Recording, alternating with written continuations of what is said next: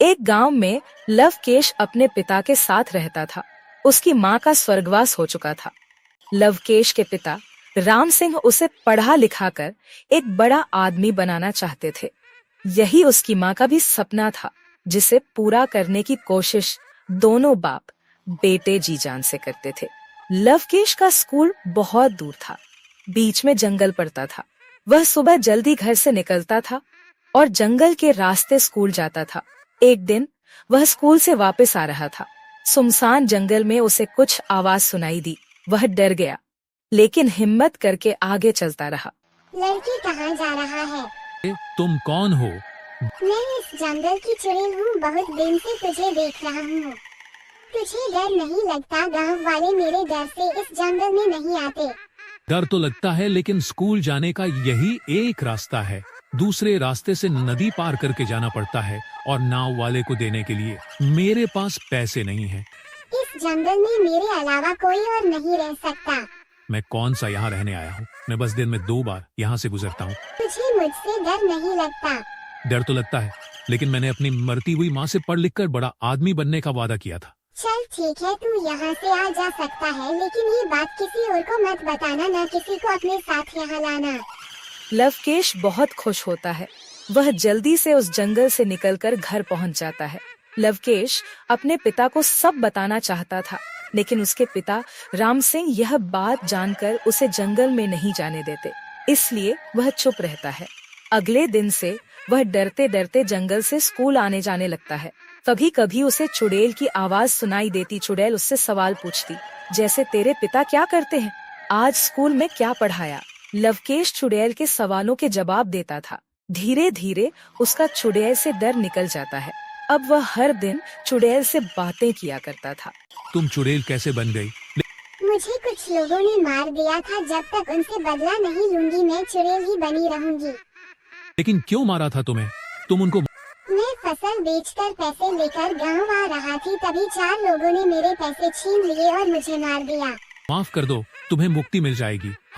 लड़की, तुझसे बात कर लेती हूँ तो तू कुछ भी बोल रहा है।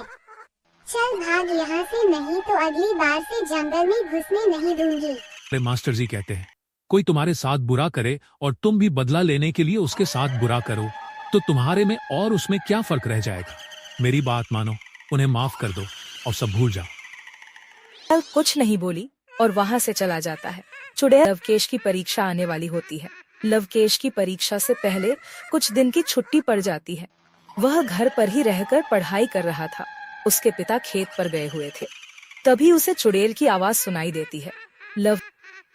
अरे तुम यहाँ कैसे? तुम इतने दिन से नहीं आए, मैंने सोचा कहीं तुम बीमार तो नहीं पड़ गए। नहीं, वो तो मेरी परीक्षा आने वाली है, इसलिए स्कूल की छुट्टी पड़ गई है। नहीं, तुम जंगल में बैठकर भी तो पढ़ सकते हो, रोज वहीं आ जाया करो, मेरा मन नहीं लगता। लवकेश चुड़ैल की बात मानकर उसके पीछे पीछे जंगल में चल देता है। वहाँ एक पेड़ के नीचे बैठकर पढ़ने लगता है। अगर तुम चाहो तो मैं तुम्हें नकल करा सकती हूँ। मैं तुम्हारे सामने कॉपी लेकर आ जाऊंगी, मुझे और कॉपी को केवल तुम देख पाओगे। तुम देखकर पेपर दे देना। यह गलत होगा। मुझे अपनी क्षमता से पेपर देने चाहिए। नकल करके मैं कभी बड़ा आदमी नहीं। कर दो, मैं तुम्हारी मदद करना चाहती थी। अगर तुम मदद करना चाहती हो तो सुनो, उन लोगों को माफ कर दो और मुक्त हो जाओ। अगले दिन लवकेश के घर पर कुछ लोग आए थे जो उसके पिता से बात कर रहे थे। बाद में वे लोग चले जाते हैं।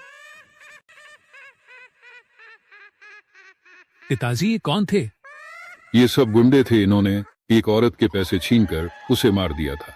ये बता रहे थे बहुत दिनों से परेशान थे, न खा पाते थे न सो पाते थे। लेकिन कल वही औरत इनके सपने में आकर बोली कि राम सिंह के बेटे लवकेश के कारण मैं तुम्हें माफ कर रही हूँ। तब से ये चारों हमें ढूंढ रहे थे।